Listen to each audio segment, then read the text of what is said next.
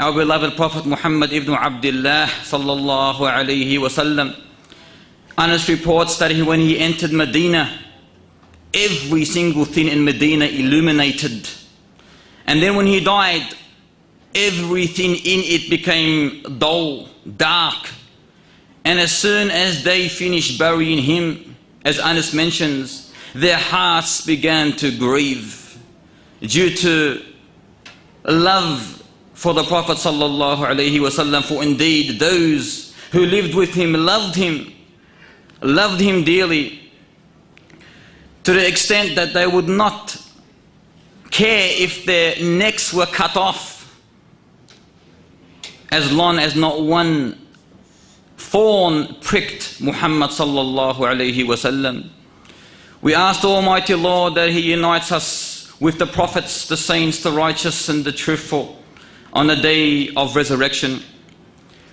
Tonight, inshaAllah ta'ala, I was approached by some brothers reminding us that we were on a certain strategy last year, which is 4 weeks on, which is lessons, and 1 week open forum, which is the 5th week.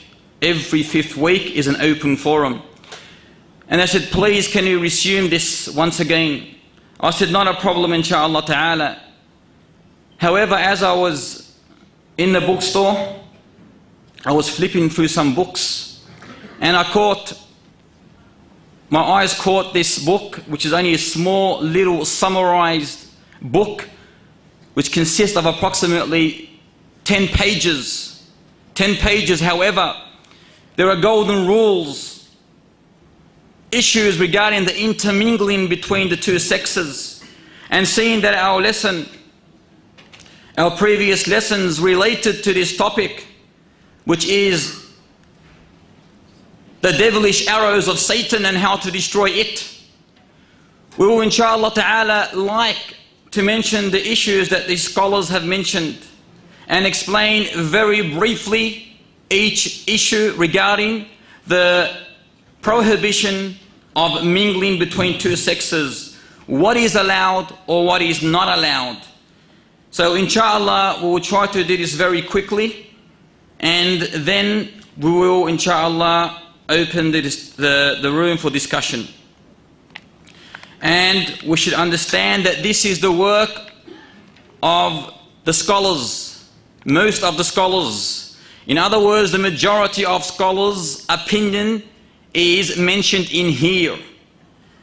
So we will begin inshallah ta'ala. As the author mentions, it should be borne in mind that the following forms of ikhtilat, which is mingling, mixing males and females, the following forms of ikhtilat are forbidden, not disliked, listen carefully, are forbidden.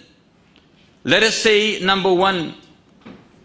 Number one is women mingling with their paternal male cousins, or women mingling with their maternal male cousins. In other words, both types are haram. You are not allowed to mingle with your cousins. Oh lady, dear beloved sister, dear beloved brother, it falls on you as well.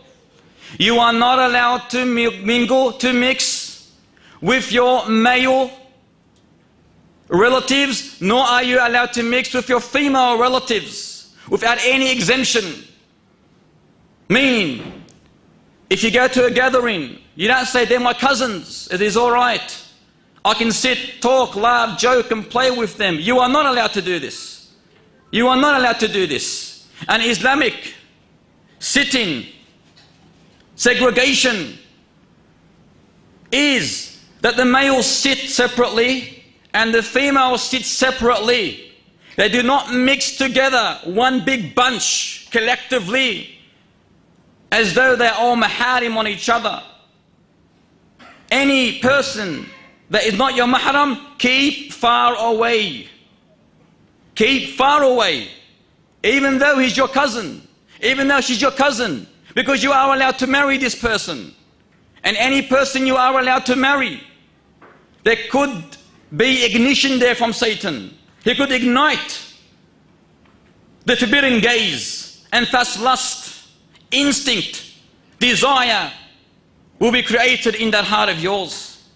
And all these weeks that passed, the last 3 or 4 weeks, will be mentioning this, warning against this. So do not say they're my cousins, there's no problem. There's a major problem there. A major problem. Your cousins you can marry. So you are not allowed to mingle with them with the excuse, oh, they're my cousins, they're my blood. Blood is death, it's destruction. And it could lead to all illicit promiscuity. Number 3, the wife's mingling with her brother-in-law. And that, as we mentioned last week, as the hadith says, إِيَّاكُمْ وَالدُّخُولَ عَلَى النِّسَاءِ فَقَالَ رَجُلٌ مِّنَ الْأَنصَارِ يَا رَسُولَ اللَّهِ أَرَأَيْتَ الْحَمْوَةَ فَقَالَ الْحَمْوُ الْمَوْتِ. Beware of approaching, sitting in audiences where there is only woman or woman. And a man from the Ansar said, Ya Rasulullah, what about the brother-in-law? The in-laws? He goes, that is death. That is destruction. And how many people today are lenient towards this? But it's only my brother-in-law. Or the husband, he's only my brother. He can take her out, for example, on a journey to the doctor. He can take her shopping. He's allowed to enter my house. My brother is not allowed to enter my house when I'm not home. His house is like my house. This is the poison arrow that he throws at you. That my brother, he cannot enter my house when I'm not there. It's his sister-in-law. It's my wife. He's my brother. Big deal, they say. Big deal? You can lead that person and that person, both of them, to destruction. That's why the hadith says, Al-Hamu al-Maut, death, destruction. It can lead you to an eternal punishment if you're not careful. There is no leniency here. There is no leniency. Your brother can end up being with your wife in the worst of ways. And how many times has this happened?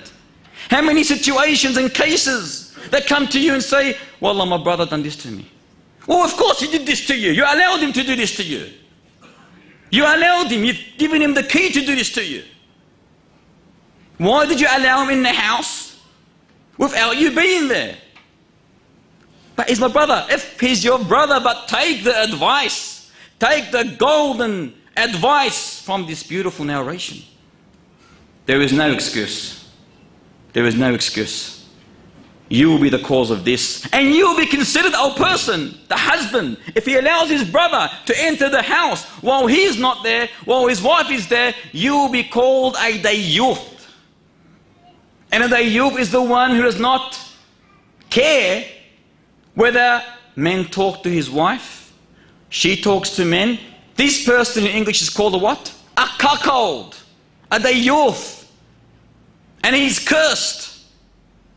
And as the hadith mentions, he will not enter paradise.